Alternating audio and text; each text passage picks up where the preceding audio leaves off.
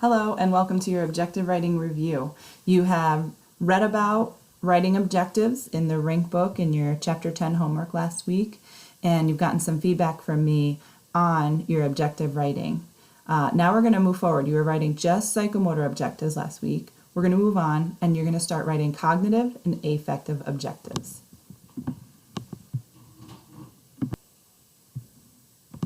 And just to review the domains again, the learning domains, you will be just like I previously said, you're going to be writing psychomotor objectives for your Lab B, which you've already done. You're going to write affective objectives, which has to do with the behavior of your students while they're performing the skills and doing physical activities, and a cognitive objective, which has to do with the knowledge that your students are learning. Again, for Lab B, you're going to write objectives for each of these three domains. The sheet that I'm sharing on the screen right now is included in your 255 packet, so you can always refer to this for objective writing help. To go over some of the ins and outs of objectives, so starting right at the top, learning objectives should meet 3 criteria. They should always be observable. Never write an objective for something that you cannot observe. You have to be able to see what your students are doing, whether they're shooting a basketball, whether they're setting a volleyball, whether they're writing a list of cues, whether they are communicating by using somebody's name. Okay, they always need to be observable. They need to be measurable, so you need to have specific criteria that outlines, that specifies how well your students need to be able to perform the skill. So you need to be able to run a mile in less than 10 minutes. Okay, less than 10 minutes makes it measurable. Students need to be able to run at least 1 mile. So making it at least 1 mile, that makes it measurable. Run becomes the tasks. At least 1 mile becomes the criteria.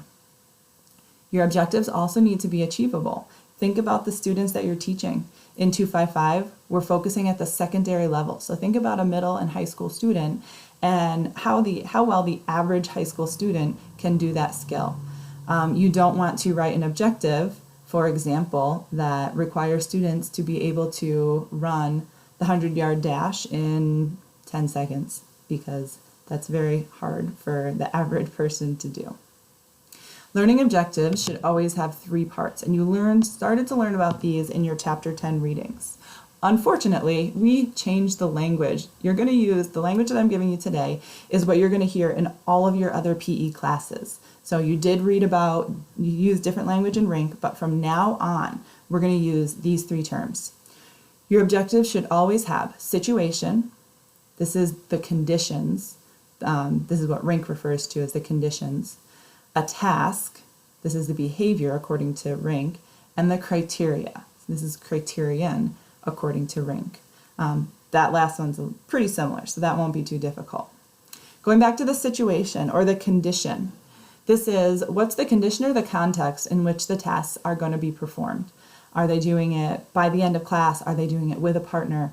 Are they performing the skill by themselves? Are they performing it throughout the class? Okay, so define what is the situation for this objective. The task is what they're actually doing. So this is the behavior by Rank. So what are your students actually doing? Are they running a mile? Are they swimming? Are they shooting a basketball? Are they writing the cues? That's a task.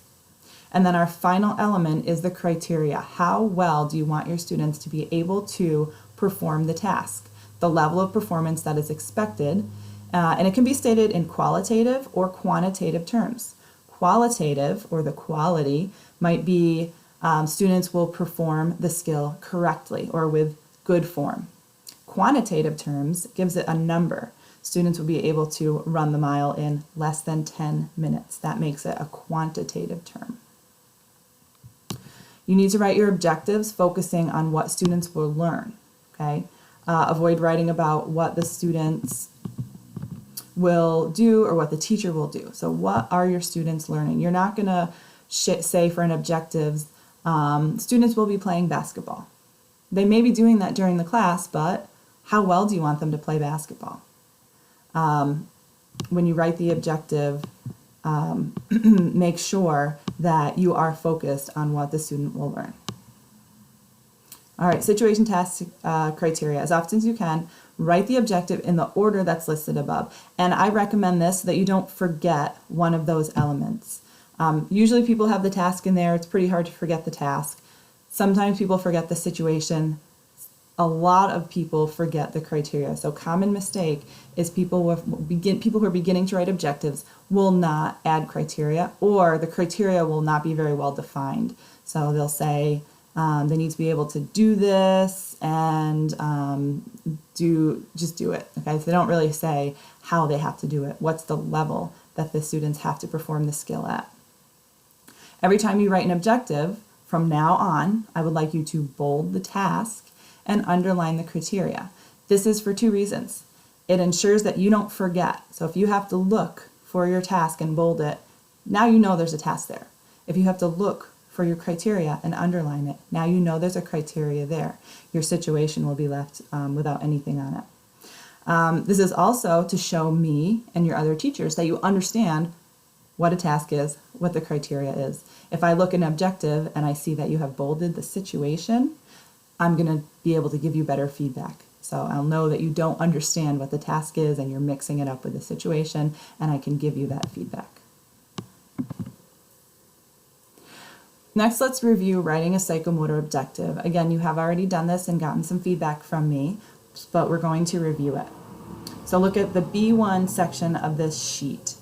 First, we're going to look at it part by part, and it's totally appropriate, completely appropriate, to write your objectives part by part first and then put them together in a full sentence. Actually, I recommend doing it this way. It'll make it easier to learn how to write the objectives. So the situation is going to be during a drill with a partner. It says when they're doing it, the type of task it's going to be. It's a drill, and who they're doing it with a partner. The task is set the volleyball. This is usually pretty simple to define for a psychomotor objective. They're setting a volleyball. The criteria is 3 out of 5 times with good proper form. I talked about qualitative and quantitative criteria. This objective has both in it. So it's 3 out of 5 times, which is the quantitative criteria, with good proper form, which is the qualitative. So the student gets at least 5 times to perform the skill and get assessed. 3 of those 5 times, they must show good or proper form. What is good or proper form? If you use something like that, you can go ahead and define it further. This is a skill analysis, okay, of setting the volleyball. So just kind of, these are cues. It lists the cues and what the students is going to be doing when they do a set, when they perform a set, and describes what good and proper form is. So now when we put that all together in a sentence, and you may have to add a word here or there to make it a complete sentence and make it grammatically correct. We read, I'm right up here at the top, during a drill with a partner, the student will set the volleyball to their partner. There's the task, which is bolded, set the volleyball as the task, and the criteria 3 out of 5 times with good form. And here is your objective. It's always a full sentence. It should always have situation, task, criteria. It always needs to be observable, achievable, and measurable. Let's move on to cognitive objectives. And again, we're going to go part by part. And remember, cognitive is the knowledge.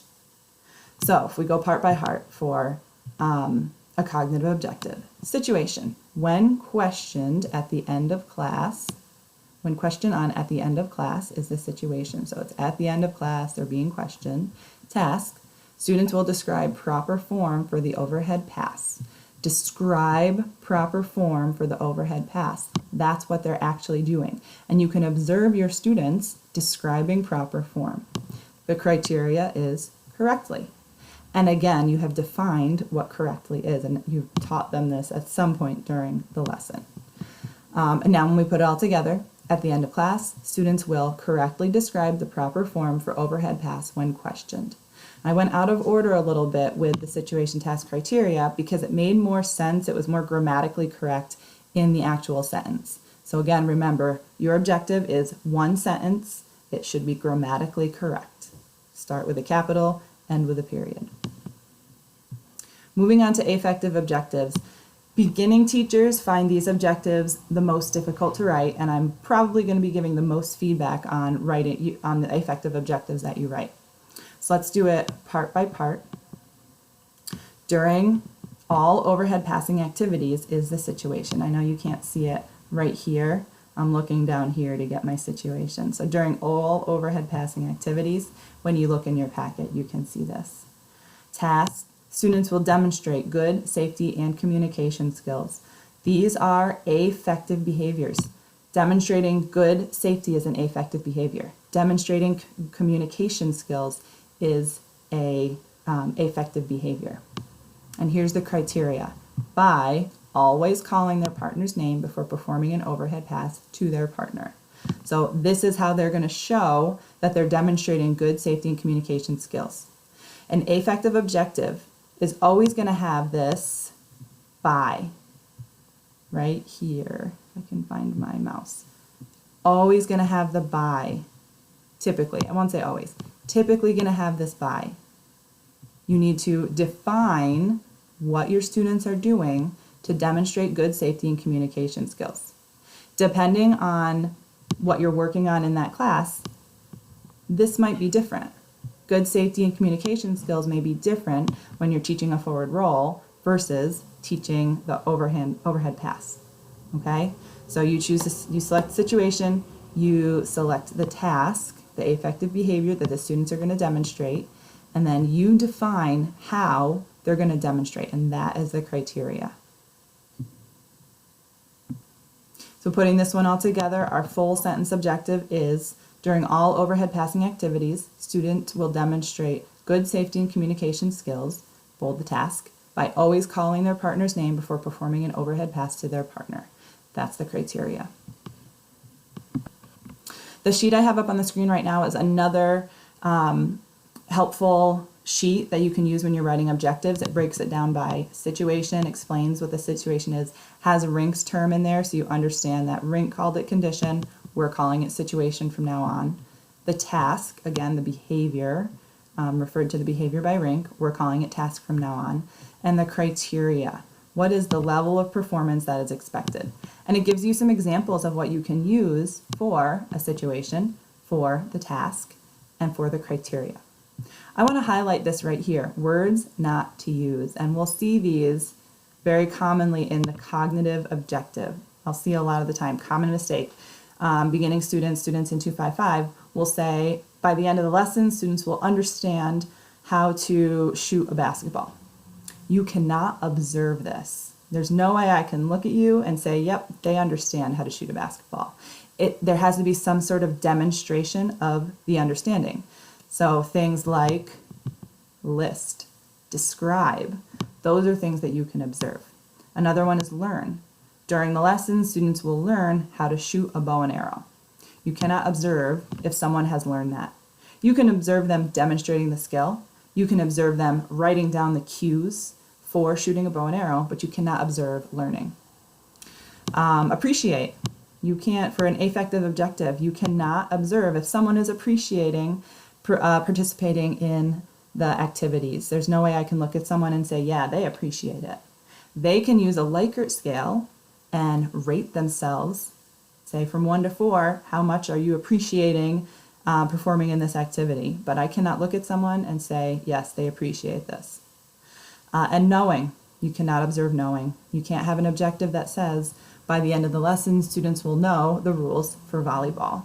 I can't look at a student and say, yeah, they know the rules for volleyball. It has to be list the rules for volleyball, identify the rules for volleyball, take an exit slip that and answer 3 out of 4 questions on the rules of volleyball. So it's got to be something that is observable. So again, I'm going to say it again because it's very important. Do not use these words when you're writing objective.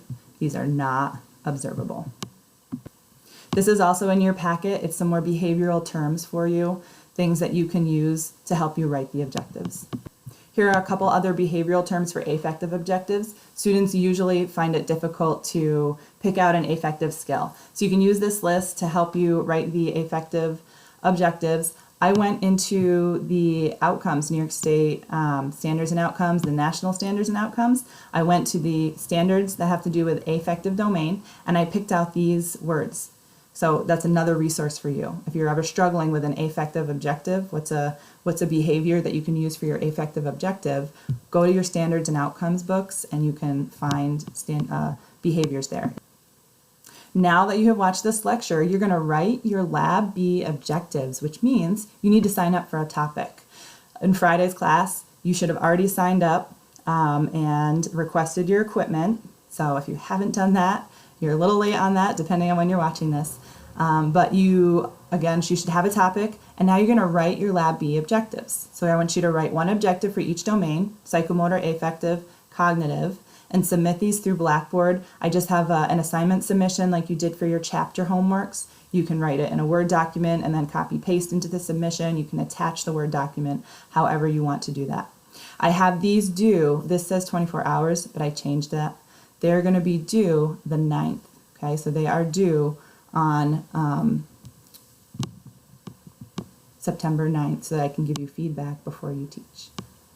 If you have any questions, please email, text, stop by my office hours. Good luck.